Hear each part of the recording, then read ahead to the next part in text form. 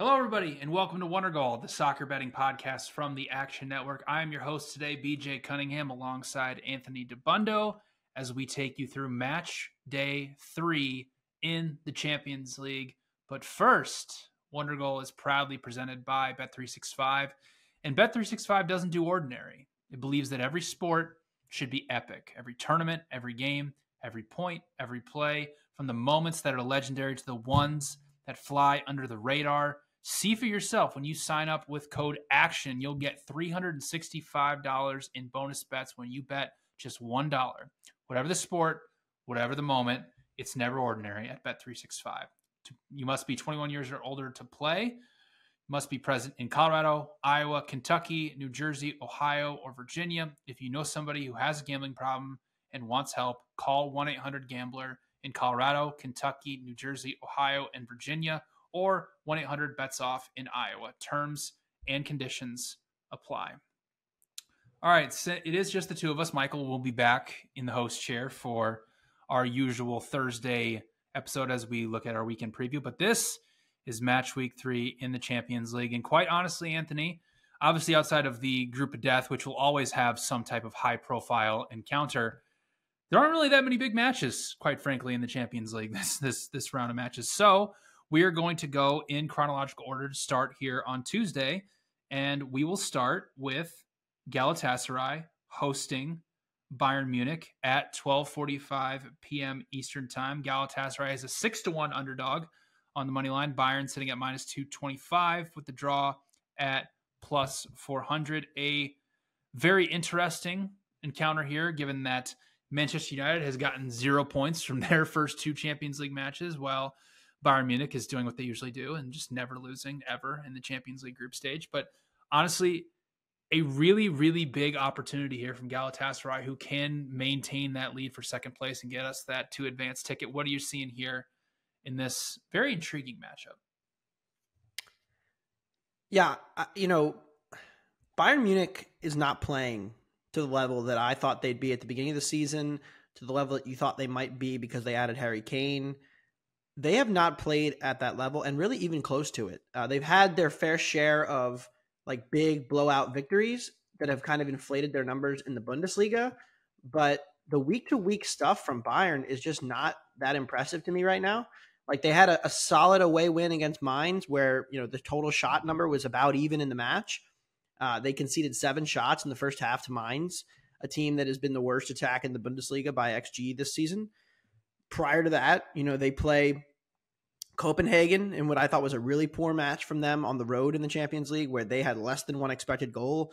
They end up stealing it late because Musiala, has like a moment of magic and shows his quality, but they couldn't do anything in the first half of that match, especially.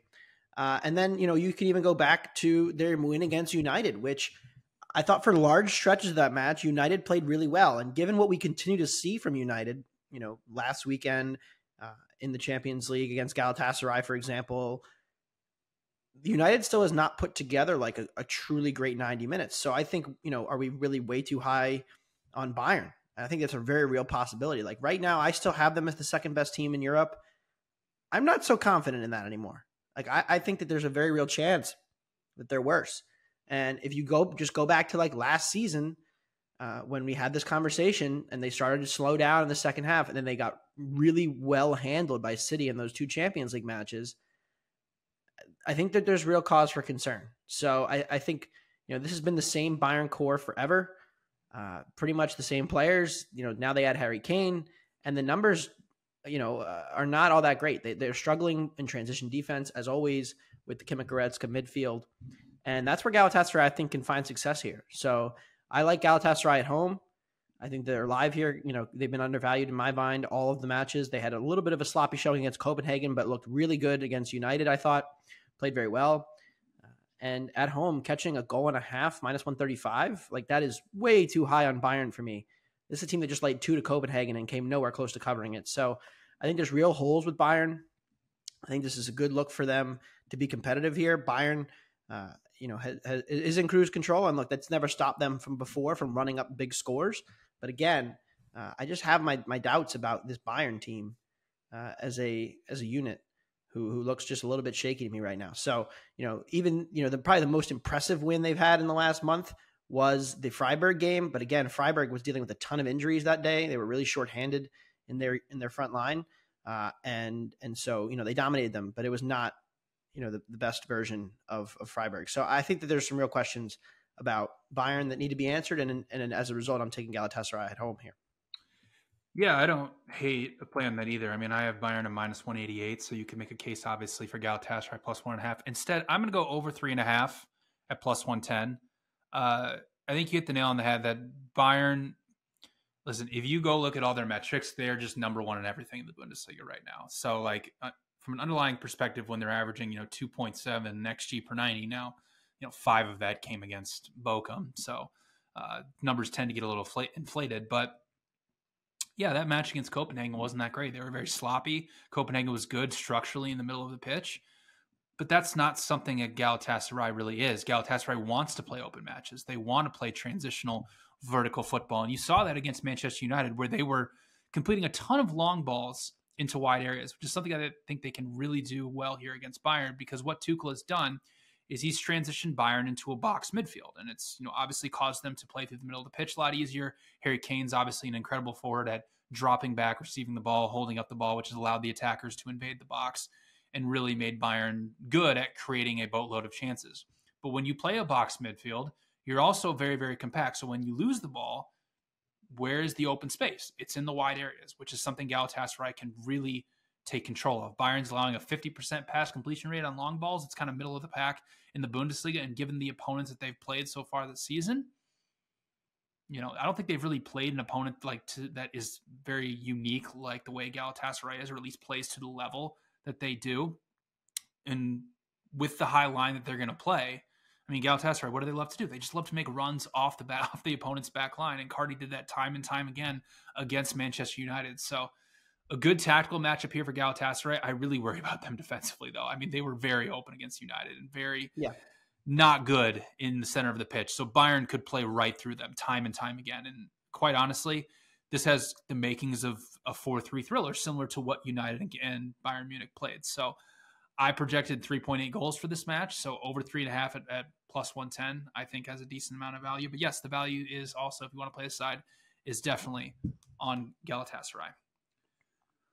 All right, let's move on to the other. Well, we're going to pass on the other 12:45 match between Inter and Salzburg. None of us have anything there. Let's move on. I'll just make a quick comment. Sure. The market is really in love with this Inter team right now. They are. And it's moved toward them a bunch in the last few weeks. That was especially true in the match against Benfica. We talked about them on this pod. We did a Sunday night pod. It was minus 120. And we were all like, that's a little short, starting to get a little expensive at 130. I woke up the morning after when the pod had been released. Limits go up and the market starts to move more like Monday and Tuesday ahead of the Champions League. And they were up to like minus 160 and ended up closing minus 180 in that game. Yeah. So I think there's real love for this Inter team. And look, I agree with it entirely. I think this Salzburg team is not a great matchup going to Inter because they want to press, and Inter's best skill is ability to play through pressure on the ball. Like, it's what they're very good at when they want to be. And I think that the Salzburg team runs into a potential issue there, trying to press them. So I think it's not a great stylistic matchup, but again, like, am I going to go lay the big, goal here, going a half? No, I'm not. So I'm passing. Yes, I am passing as well. And let's move on to a game where, let's just say we're going to be on opposite sides here. Sevilla hosting Arsenal. Sevilla's plus 320. Arsenal's minus 120. And the draw is at plus 280. I'll let you do your little song and dance. You can tell everybody why Arsenal's going to get relegated because their offense is so bad. How Sevilla suddenly is going to make all these wonderful defensive adjustments and certainly turn into some type of juggernaut. I'll be on Arsenal, but you won't.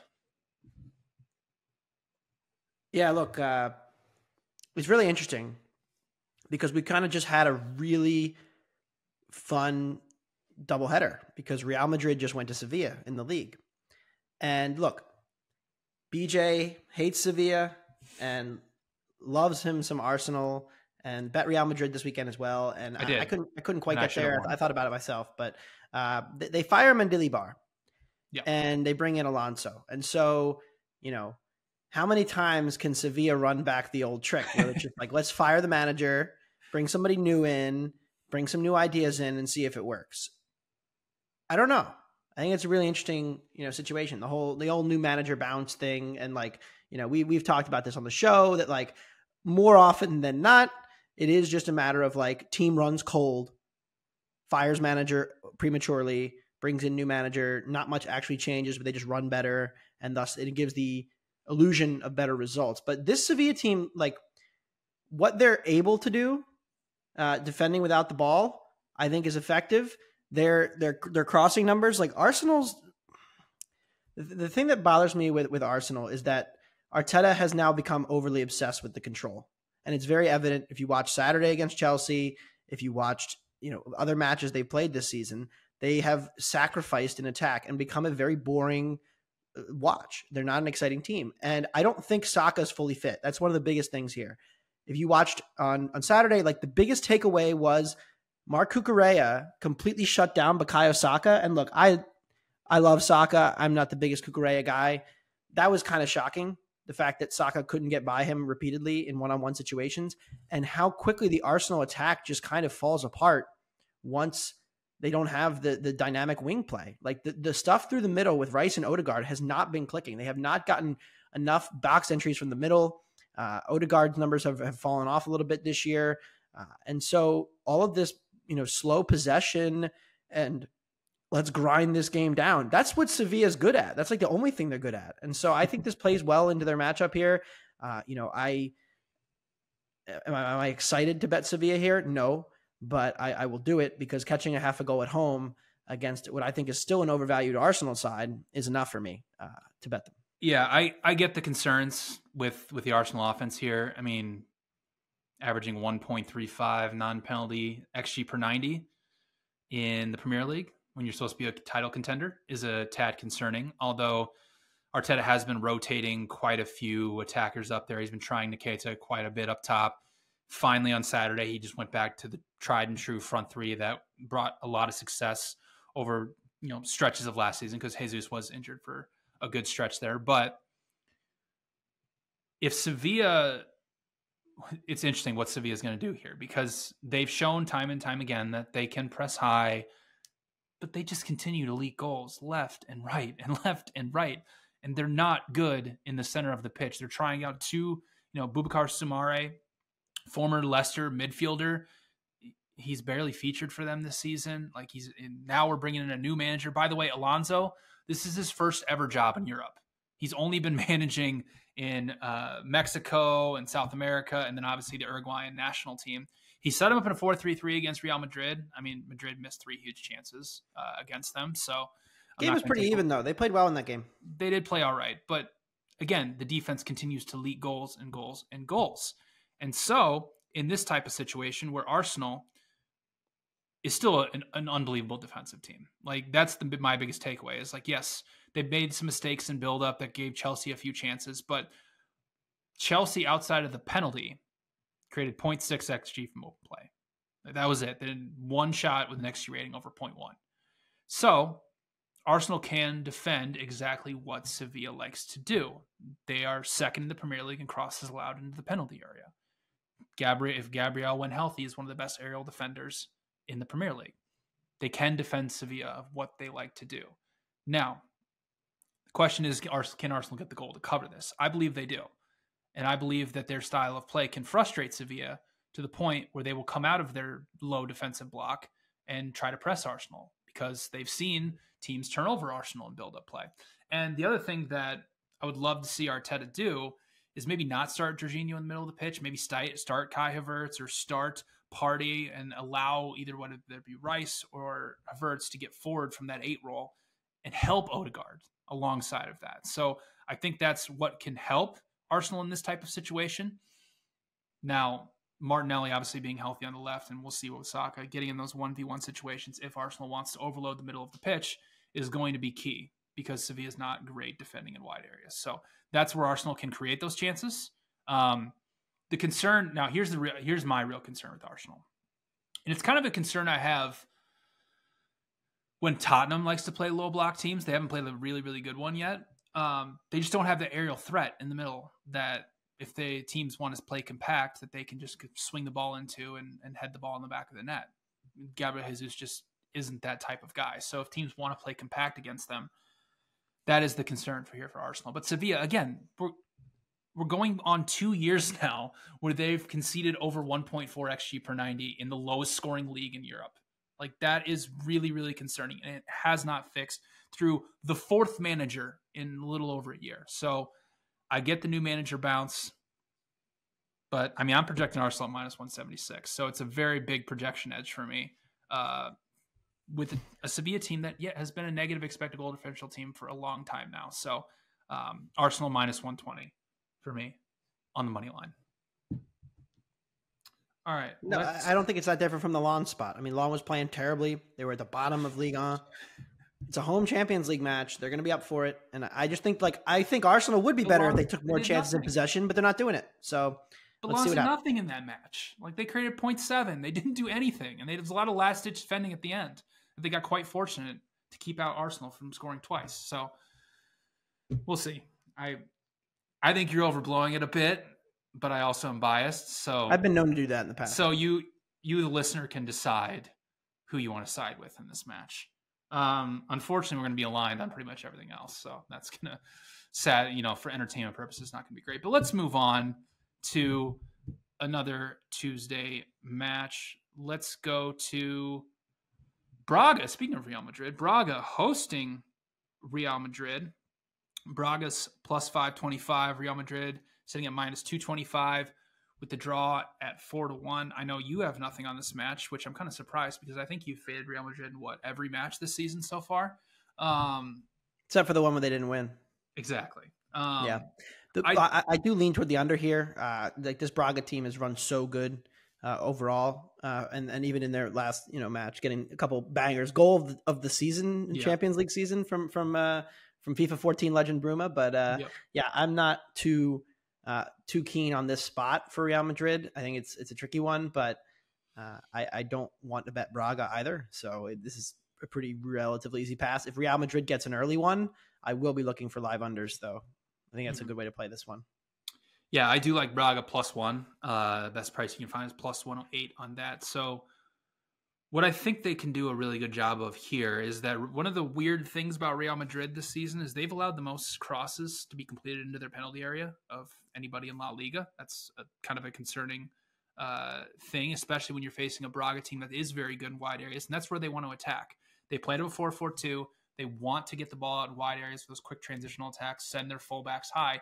They've completed the most crosses of anybody in Portugal. And speaking of a spot, Portugal was off this weekend. So they have had the international break, a full week, and now they get to play Real Madrid. So they can gear up for this one, fully rested, fully fit. And I think it's a good opportunity for them here to maybe steal a point against a Real Madrid team that, it's very interesting what they're going to do this entire season just without a true striker. And if Bellingham is really just going to continually save them over and over and over again. But hey, you know what? It may work. But in this spot, I think there is some value on Braga. All right, let's move on. Neither of us have anything in Union Berlin and Napoli. I'll tell people out there, if you follow my projections, I do project value on the under and on Union Berlin, but a lot of that is prior year data from what we saw last season. I don't think I would play that if I was anybody, either of those. I was projecting value on the draw, and maybe I'll just do that for the fun of it, but I don't really see much value in Union Berlin or Napoli. It is amazing. We should talk about Union Berlin briefly. Yes. They have lost 8 straight matches.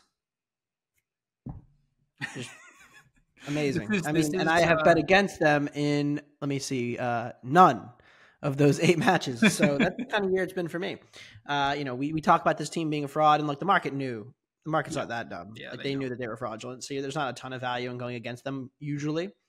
There have been a couple favorite spots where they got beat, Hoffenheim, Heidenheim, etc.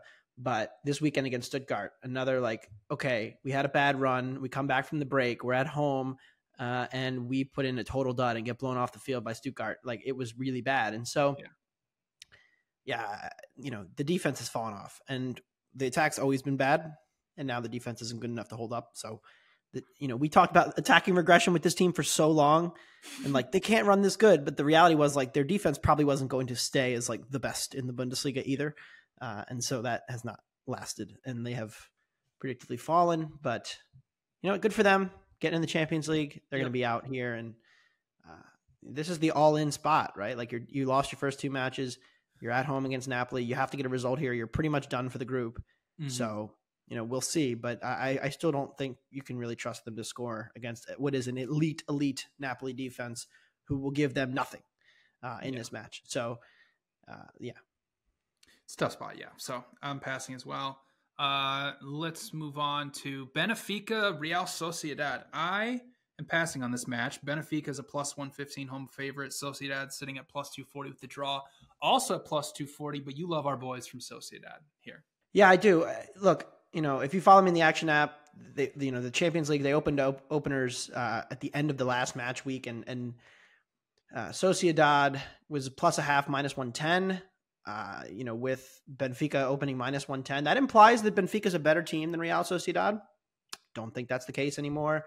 And Benfica can do whatever they want in these European and in these Portuguese matches. Like their numbers in Portugal are still fine. They beat Porto. They had a good win. They're still, just one loss in the league. But like this defense has now conceded 3.3 to Salzburg. Okay, there was a couple penalties in there, but like we gave away a penalty because we had to clear the ball off the line from going in and stuff. And then 3.8 to Inter in a game they could have lost by 5 if Lautaro had a better finishing day. It was like Lautaro ran really hot, had one horrible game, and it all came against this Benfica team. Their defense is really, really alarming, and it's something we picked up on even looking at the Portuguese numbers before the tournament even started. We were like, wait a second, like they're conceding way more than they normally do in the past in this early Schmidt-Ball team, and now you want to press a team who is also very used to this style of play, who's very comfortable in this kind of game. So, look, I don't have a huge gap here. The market, I don't think, has downgraded Benfica enough. I think everything we said about them, and we've been wrong about a lot here. One thing we were definitely right about is that Benfica's a fraud, and so I'm going to play against them again here. Like I said, though, the market is getting a little bit steep now. You got to lay, 130 on the plus a half. So it's starting to get out of the range of where I would play it, but certainly like the side on Sociedad here, who, that result against Inter, where they completely outplayed them the entirety of the match, is looking better and better with every Inter dominant win that they have in Serie A and Inter dominating Benfica. Like that result to me, I know, with Thuram being out, it wasn't a great spot for Inter because they kind of rotated a little bit, but that performance is really aging well for them. And the other thing about Sociedad is, they rest Kubo over the weekend. So, they're doing a clear job here of trying to keep everybody rotated and fit. And I think a lot of it is like, we want to put out our best team in the Champions League. And look, through 2 matches, they've done that. And they've had 2 really good performances at Salzburg, winning there and dominating Inter at home. So they're managing their competitions. They are a team that is heavily reliant on having 2 or 3 attackers who can do a lot of the work because they're not going to commit a lot of numbers forward. And so who the attackers are make a big difference, but I expect Kubo to play. So I like Sociedad here.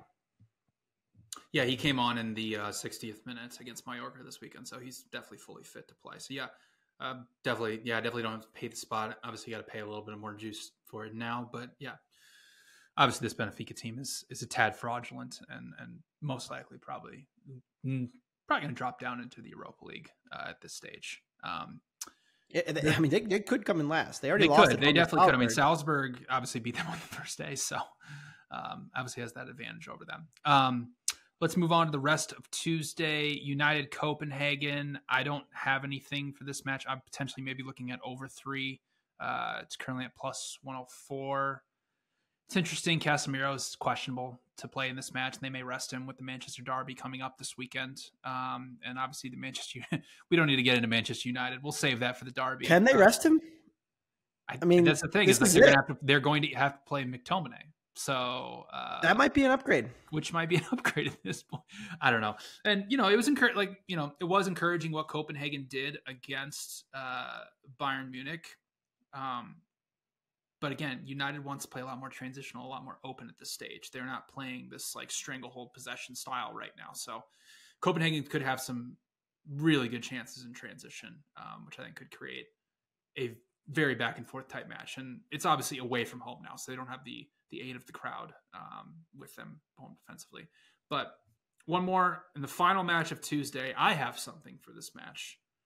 Lens against PSV. Lens is at plus 137, home favorite. PSV plus 187 with the draw at plus 260. I like PSV. I like them draw no bet at plus 118 is the best price you can find right now. Here is the thing. I'm not so sure that Lens should be a favorite at home here. The underlying metrics for Peter Bosz's team in the Netherlands has been unreal. Plus 21 expected goal differential in 9 matches. They're averaging over 3 expected goals per 90. Now, to be fair, they haven't played Feyenoord. They haven't played Ajax. They haven't played anybody good. But putting up those type of numbers is very, very impressive. And the last match against Sevilla, they throttled them. Expected goals was 2.6 to 1.3. Box entries and shots were both 25 to 10. Completely dominant match at home. Now they're going on the road here to France. And listen, Lens has had this really meteoric rise where they went up to second place. They overperformed all their defensive metrics. They play a very unique style, a 3-4-3 where they want to get out and really create overloads in the wide areas and create a lot of chances via crosses. That's all well and good, but again, they've lost their best 2 players. Their underlying metrics now in France have not been good through 9 matches, only a plus 1 expected goal differential, not the plus, 0.6 XG differential per 90 that they were last year in France. And the one thing that they've been struggling with defensively this season is set pieces. They're third to last in XG per set piece allowed. PSV is the most efficient set piece team in the Netherlands. They are, they obviously have a ton of attacking talent. And here's the last point I want to make just from a mathematical standpoint. Based on UEFA coefficients, Netherlands is rated higher than France right now. Now, to be fair, per transfermarket.com, total league transfer value, France is well above the Netherlands. But the point is that these two leagues are really not far off from each other right now. And even per transfermarket.com, PSV has a higher squad transfer value than Lens. So I really think they are a better team given their underlying metrics have been a goal better per 90 domestically in the Netherlands versus what Lens has done in France. So I had PSV as a road favorite here. So I like them draw no bet at plus 118 in a very desperate spot for them because they only have 1 point through 2 matches and they really, really need a result here. So PSV draw no bet at plus 118. Yeah, PSV, was a team that I came in on this was like, I think the market's a little bit higher on their attack than I am, but the production they're getting from like Long and them has been really impressive. So through 2 matches, they've created a good number of chances. I know Arsenal beat the hell out of them in that game, but they were able to get a decent number of threatening opportunities that didn't really result in a ton of chances, but was like dangerous. And then the Lens match, like I thought that, not the Lens match, the Sevilla match, like, yes, they created a ton of chances and didn't ultimately get through. Now, some of that did come really late. So it was like desperation type stuff, like the last, 10 to 15 minutes. But even early on in that game, like they ended up north of 20 shots. So this attack that I was kind of like, I don't really know about it. It seems to be better than maybe I thought. So no play for me here. But, if you made me bet it, I would look toward the under. I still don't really trust this Lens goal scoring situation. Yeah, for sure. All right. Let's move on to Wednesday. Let's just start in the group of death. PSG taking on AC Milan. PSG is minus 138. AC Milan plus 350 with the draw at plus 300. I'm passing on this one. I'm pretty close to where the market is. It's kind of interesting. We watched Newcastle just completely dismantle PSG's build-up play. That's not what Milan's going to do. They're going to play much more passive in this type of match. So it's kind of interesting to see if basically can PSG break that low block down and how good are they going to be defending in transition against Leao and Pulisic and company. So I am passing, but you potentially maybe like the total here. Yeah, I'm going to take another PSG under. Hopefully it goes better than last time. Look, the matchup is totally different from PSG going to Newcastle and PSG hosting Milan, right? So Milan is very comfortable defending without the ball. They're very comfortable out of possession, not taking a ton of chances to press and giving PSG the ball in those final third areas. Now, I think what I was wrong about was, just how high Newcastle would press and beat the hell out of PSG and force those high turnovers. Also, yes, Newcastle scored 4 goals on like 1.2 XG, so spare me.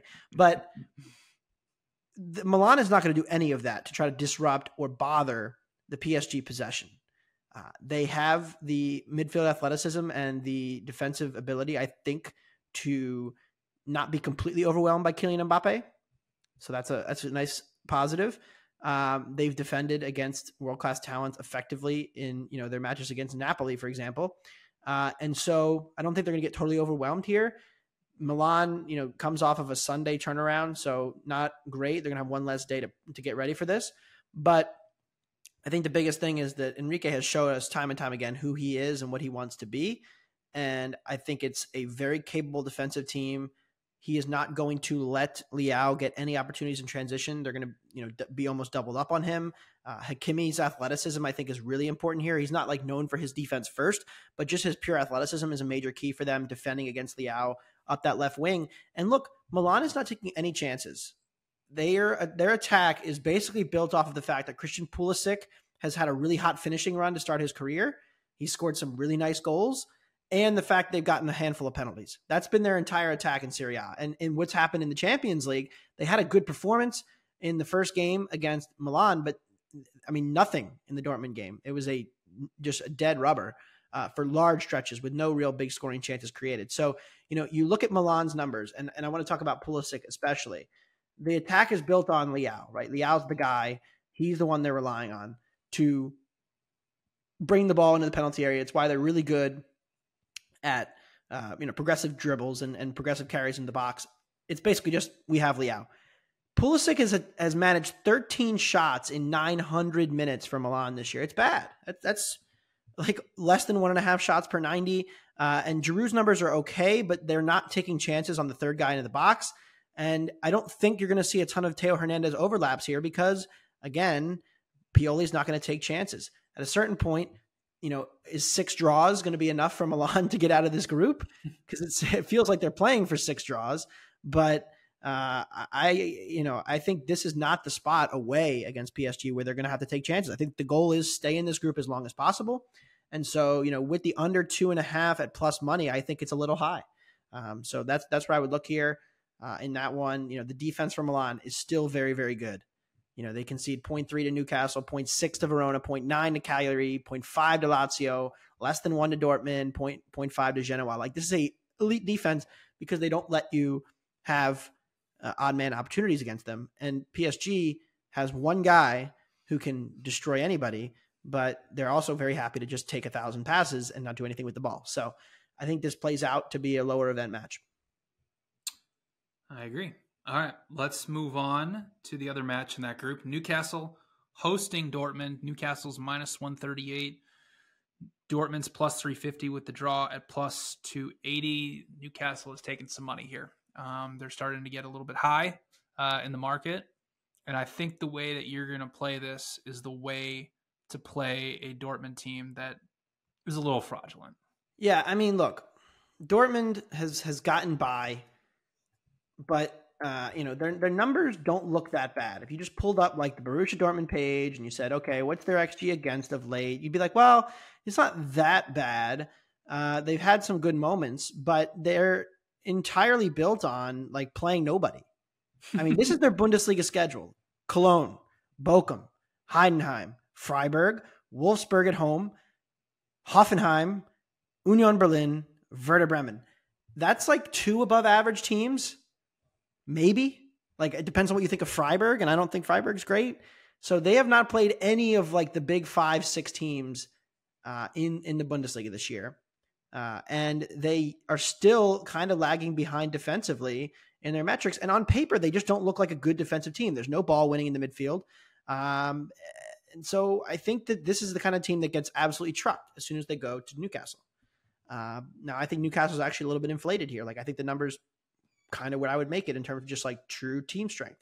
But when Dortmund faces the press with the quality that Newcastle has and the physicality, are they not going to wilt? So I think if you want to play this, it's Newcastle alts, search like 1.5. I think -1.5 is the best way to play this because they're good front runners. They're very good from in front. And when Dortmund does have to start taking chances, if they go down early, all of a sudden they're in big trouble because that's where Newcastle's at their best. And look, we talked about Newcastle. We said, what's wrong with them after like 4 matches?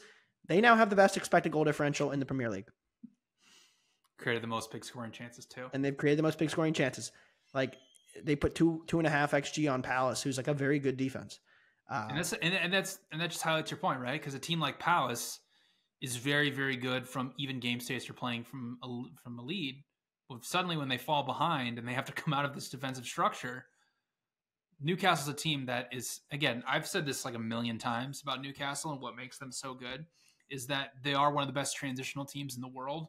And suddenly you are stuck in a match of, unless you're able to hand them the ball and dare them and be good enough, solid enough defensively to keep them out and dare them to break you down, like from a slow build-up perspective, if you want to just play transitional back and forth with them, they'll rip you apart again, time and time and time again. And like you said, when they're front runners, I mean, I don't have the numbers in front of me, but I'm pretty sure it's close to, +1.5 to 2 XG differential per 90 this season, especially. It gets really, really bad for some of these teams. And Dortmund, especially what we saw on the road against PSG, I mean, they got trucked by them in Paris. Like that was a really, really bad performance for them. So, I projected Newcastle at -125. So I'm right in line here with the market is. So I'm with you. If you're somebody who really wants to bet this match because it's one of the bigger matches on Wednesday, just take Newcastle -1.5. All right, let's move on. Should we take 2.5 too? Like two, yeah, you can go 2.5 into it. I think this Dortmund team is so. I do not believe them to be any good. I will take that. Like outplayed by Milan. It was kind of a dead rubber, like I said, but like they were outplayed, and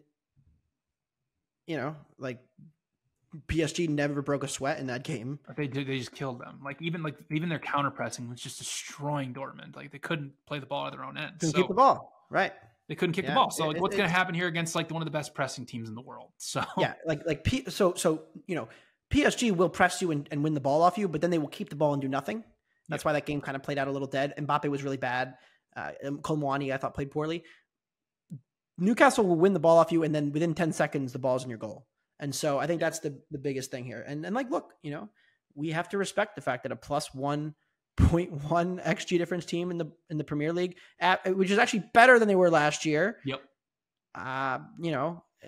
It's kind of crazy given the situation, like the fact that like they're getting less from Wilson and still been better. The midfield is really good at getting forward. So yeah, for sure. Still good. Magpies. Still a very, very good team. All right, let's move on to this is going to be a fun one. Feyenoord hosting Lazio. Feyenoord -118, Lazio +280 with the draw at +300. We're both on the same side here. It's all about the Nord in this match. I mean, if you had Atleti a couple weeks ago, like send me the lottery numbers. That was incredible. I mean, Oblak was unbelievable in that game. Atleti scores because the guy faked being offside, and then it fell to Giroud and he finished it, and fell to Griezmann and he finished it. Like, fine, Atleti was clinical and Feyenoord had a ton of chances. Oblak was on his head. But, like, again, Feyenoord's just a much better team. They're playing at home and Jimenez is back. That's all I need. Lazio had a really impressive performance. Like, I actually had to bump them over the weekend. They pretty much swept aside Sassuolo on the road, which is like a good road win and meaningful. But an average Serie A team on the road, and I get to fade them with like a -115 money line. Yeah, Feyenoord. And look, you can get them to advance still at a pretty good plus money price because they lost that Atleti match, and because Lazio scored late against Celtic on the road in a match they did not deserve to win. They were outplayed at Celtic. This is like, if you listen to this podcast, I don't need to go on and on about how average Lazio is. Feyenoord is the team always. We back our Nord at home, especially. So, I'm hoping they don't win by too much because I want to get a good number in the return game in 2 weeks. Because if we win by 3, then we probably won't get a good number to back them. But, if I can get plus a half going at Lazio, I'm going to hop in 2 weeks again as well. I just think it's crazy. Here's what Lazio has done against good competition this season. Against Napoli, 0.6. Juventus, 0.6. Madrid, 1.2. 1.5 of that was on the goalkeeper header in the last ditch. So really under 1 expected goal. Against Monza, who's a halfway decent team, 1 expected goal. Torino, 0.9. Milan, 0.5. Celtic, 0.7. And then, yes, they had good performances against Atalanta and Sassuolo. Feyenoord, outside of a couple garbage time matches early on in the Eredivisie, they have not allowed anybody to create over 1 expected goal against them. And really, from a stylistic standpoint, Sarri ball, what does he want to do? He wants to play through the ball in the middle of the pitch, very short combination passes, moving the ball forward. And what does Slot love to do? He loves to press you high relentlessly and not allow you to do that. So this is really a match that can get out of hand very, very fast for Lazio if they continually to try to play out of the back. So I agree with you. I love Feyenoord here. I think this is a fantastic spot for them. I'm going to bet them to advance as well. That's what that's literally what I said before in our futures episode. I said wait until after the first 2 matches without Jimenez, and then now we're in a situation where you're still getting them at plus money. So yes, Feyenoord. They're obviously being at home is a big key here. But I mean they're right up there with PSV. They've like the plus 20 expected goal differential in the Eredivisie through 9 matches. Like they're just hammering teams left and right. So still a very, very good team. So both aligned on Feyenoord. All right, let's move on to this Atleti fraud. Unbelievable win against Vigo. Taking on Atletico Madrid, a very deserved 3-0 win for them against Vigo over the weekend. Well, if you just look at the XG, Celtic plus 260, Atletico Madrid minus 106 with the draw at plus 280. I pass on this one. I think the price is right on Atletico. Very difficult environment they're going to go in to play against Celtic. So I'm staying away from this one. But can you stomach a bet on Celtic, Anthony? This is the build your courage bet of the week. Yeah. We joke about this, but like genuinely, I haven't decided yet if I want to bet them. Everything in my brain and my head and even my heart tells me I should do it.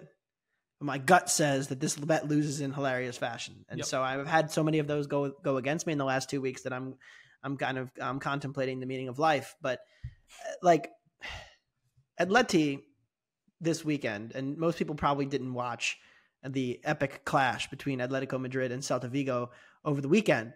But let me enlighten you. The first half of the game, first 30 minutes, was total domination from Vigo. And there wasn't like huge chance after huge chance. They weren't like carving them open. But the first 25 minutes of the match, the total shot count prior to the red card was 7-1. They had 1 chance, and that was it. Griezmann to Samuel, that was it. Then there's a red card and a pen, which Griezmann converts. So now it's 1-0, and I already know my bet is dead, whatever. But just for good measure, Celta Vigo then outshot them the remainder of the half. Again, so, this Atleti team conceding chance after chance, I love him. Striegelarsson especially, like, they're not a good defensive team anymore. Now, neither is Celtic. So that's where the fun comes in, right? So, we've got 2 pretty bad defensive teams. But, this Atleti team, it's constant in its pain. And it's amazing that in a match where they played up a man for an hour, they were still outshot by an average La Liga team in Celta. I mean, we're not talking about like, Bilbao or even like Villarreal. Mm-hmm. We're talking about Celta Vigo. So look, I think the number's pretty close to right, but my heart and my gut and everything wants me to bet Celtics. So I got to decide if I'm going to put that wager in come Wednesday. It was just, they're not good. And like, it's not like this is a one-time thing where they just, they've won 7 of their 9 matches in La Liga. But were they great against Sociedad? No, it was a very even match at home. They got outplayed by Feyenoord. Like, they have not been great. I'd say their best performance of the season was when they beat Real Madrid at home, and they were very good in that game. But again, I know people know what I think about Real Madrid too. So this is torture chamber stuff. All right. We don't need to waste our time on Young Boys City.